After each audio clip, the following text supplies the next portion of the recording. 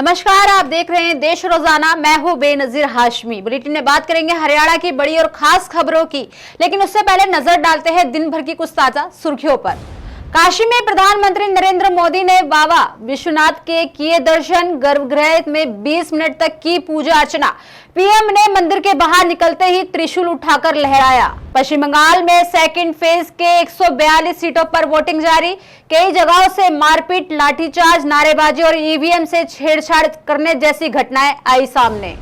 PM Modi ने UP के हरदोई में प्रदेश के सबसे लंबे गंगा एक्सप्रेसवे का किया उद्घाटन। जनसभा को संबोधित करते हुए पीएम ने एक्सप्रेसवे को हरिद्वार से भी जोड़ने का किया ऐलान। छत्तीसगढ़ बोर्ड 10वीं 12वीं रिजल्ट का इंतजार कर रहे लाखों छात्रों का इंतजार अब हुआ खत्म। बोर्ड ने रिजल्ट की घोषणा की।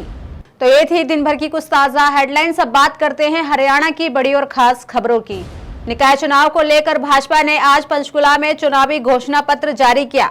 मुख्यमंत्री नायब सिंह सैनी की मौजूदगी में पार्टी घोषणा पत्र जारी किया गया, तो वहीं कांग्रेस अपना घोषणा पत्र पहले ही जारी कर चुकी है। भाजपा के प्रदेश कार्यालय में कार्यक्रम में भाजपा प्रदेश अध्यक्ष मोहन लाल बडोली, संगठन मंत्री फणींद्र नाथ शर्मा मौजूद रहे। साथ ही कैबिनेट मंत्री एवं पंचकुला निकाय चुनाव के प्रभारी विपुल गोयल और सह प्रभारी पूर्व मंत्री कंवरपाल गुर्जर, मंत्री कृष्णपाल पवार, मंत्री रणवीर गंगवा, राज्यसभा सांसद कार्तिकेय शर्मा, कालका विधायक शक्ति रानी शर्मा, पूर्व स्पीकर ज्ञान चंद्र गुप्ता और पंचकुला मेयर उम्मीदवार श्यामलाल बंसल समेत कई नेता मौजूद रहे। आपको बताते चले कि संकल्प पत्र विमोचन समारोह में अलग अलग जिलों के कई लोगों ने भाजपा ज्वाइन की। सीएम सैनी और प्रदेश अध्यक्ष मोहनलाल बडोली ने पार्टी का पटका पहनाकर सभी का स्वागत किया। गुरुग्राम पुलिस द्वारा अपराधियों की अवैध संपत्तियों पर बुलडोजर कार्रवाई का सिलसिला लगातार जारी है। इस कड़ी में बुधवार को गुरुग्राम पुलिस ने एक बड़ी कार्रवाई करते हुए कुख्यात अपराधी रविंद्र उर्फ सरकार के अवैध निर्माण को पूरी तरह से ध्वस्त कर दिया।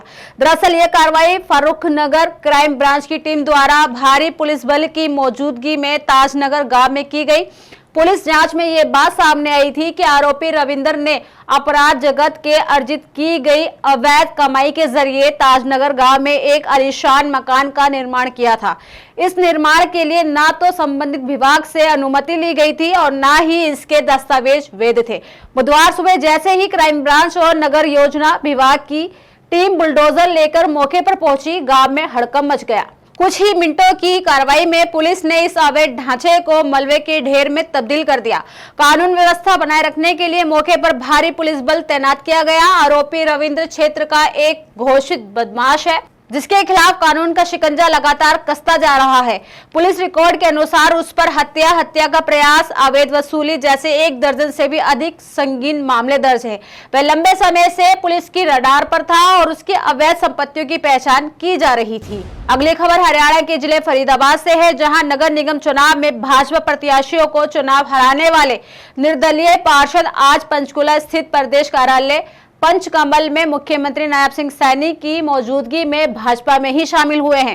दरअसल बल्लभगढ़ से निर्दलीय विधानसभा चुनाव लड़े राव कुमार भी आज भाजपा में शामिल हो गए। आपको बता दें कि भाजपा में शामिल होने वाले तीनों पार्षद एक ही परिवार के हैं और तीनों ने अलग अलग वार्ड आजाद कैंडिडेट के तौर पर चुनाव लड़कर भाजपा के उम्मीदवारों को हराया था। दरअसल निगम में मार्च 2025 में मेयर और पार्षद पदों के लिए चुनाव हुआ था। इस चुनाव में बल्लभगढ़ से एक ही परिवार से 3 पार्षद चुने गए। इन तीनों की जीत की प्रदेश में जमकर चर्चा हुई। तीनों ने आजाद चुनाव लड़ा, जिसके चलते भाजपा के प्रत्याशियों को हार का सामना करना पड़ा था। दरअसल फरीदाबाद के वार्ड नंबर 42 से आजाद चुनाव लड़कर दीपक यादव पार्षद बने थे, तो उनकी पत्नी रश्मि दीपक यादव भी वार्ड नंबर 43 से पार्षद बनी थी। साथ ही दीपक यादव का चचेरा भाई पवन यादव भी वार्ड नंबर 40 से पार्षद है।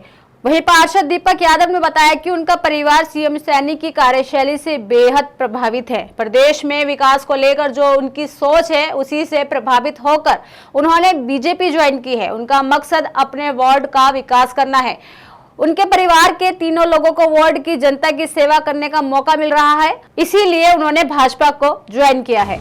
हरियाणा विधानसभा के विशेष सत्र के दौरान विपक्ष के समानांतर सत्र चलाने के मामले में हरियाणा विधानसभा अध्यक्ष हरविंद्र कल्याण ने नेता प्रतिपक्ष भूपेंद्र सिंह हुड्डा से स्पष्टीकरण मांगा है। स्पीकर ने नेता प्रतिपक्ष भूपेंद्र सिंह हुड्डा को औपचारिक स्पष्टीकरण देने के लिए पत्र लिखा है। इस मामले में विधानसभा सचिवालय ने हरियाणा सरकार के मुख्य सचिव से भी टिप्पणी मांगी है। स्पीकर ने पत्र में लिखा है कि कृत्य न केवल संसदीय परंपराओं के विपरीत प्रतीत होता है, बल्कि विधानसभा की गरिमा और स्थापित प्रक्रियाओं और नियमों पर भी प्रश्न चिन्ह खड़ा करता है। आपको बताते चले कि बीते सोमवार को हुए हरियाणा विधानसभा के एक दिन के विशेष सत्र में कांग्रेस के रुख को लेकर विधानसभा अध्यक्ष हरविंद्र कल्याण ने कड़ा संज्ञान लिया है।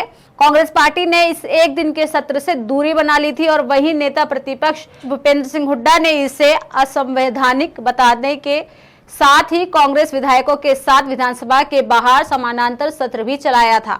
विधानसभा अध्यक्ष ने इसे गंभीरता से लिया है और वही विधानसभा अध्यक्ष ने इस मामले में मुख्य सचिव से भी इस मुद्दे पर टिप्पणी मांगी है। विधानसभा अध्यक्ष ने विधायकों को विधानसभा परिसर में समानांतर सत्र के लिए इकट्ठा करने को न सिर्फ संसदीय परंपराओं के विरोध बताया है, बल्कि विधानसभा की गरिमा और स्थापित प्रक्रिया और नियमों पर भी प्रश्न चिन्ह खड़ा करने वाला बताया है। वहीं भाजपा ने हरियाणा निकाय चुनाव के तहत अंबाला नगर निगम के लिए अपना संकल्प पत्र जारी कर दिया है। समर्पित सेवा सशक्त सुशासन के ध्येय के साथ पार्टी ने शहर के सर्वांगीण विकास, महिला सुरक्षा और आधुनिक बुनियादी सुविधाओं को अपनी प्राथमिकता बताया है। भाजपा ने वादा किया है कि सभी निकायों में महिलाओं के लिए पिंक टॉयलेट बनाए जाएंगे, जिनमें सैनिटरी नैपकिन, वेंडिंग मशीन और शिशु आहार कक्ष जैसी सुविधाएं होंगी। इसके अलावा महिलाओं के नाम पर रजिस्टर्ड मकानों पर 25% हाउस टैक्स छूट देने का भी संकल्प लिया गया है। झुग्गी बस्तियों के पुनर्वास के लिए गठित विकास बोर्ड को सशक्त कर आवास और बुनियादी सुविधाएं मिशन मोड में प्रदान की जाएंगी।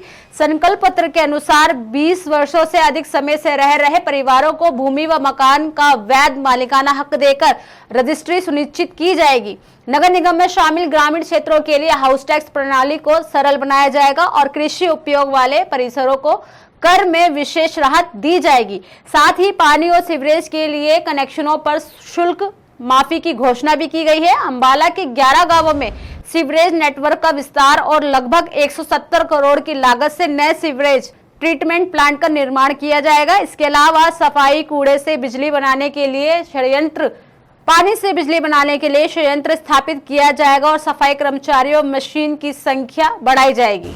तो ये थी दिन भर की कुछ ताजा हेडलाइंस के साथ हरियाणा की बड़ी और खास खबरें। कल फिर होगी मुलाकात ऐसी ही ताजा खबरों के साथ। तब तक के लिए बने रहिए हमारे साथ और देखते रहिए देश रोजाना। नमस्कार। हमारे साथ जुड़े रहने के लिए सब्सक्राइब करें देश रोजाना के YouTube चैनल को और नई वीडियो की नोटिफिकेशन पाने के लिए बेल आइकन जरूर दबाएं। अगर आप ये वीडियो Facebook या Instagram पर देख रहे हैं तो पेज को लाइक और फॉलो जरूर करें और ज्यादा से ज्यादा शेयर करें।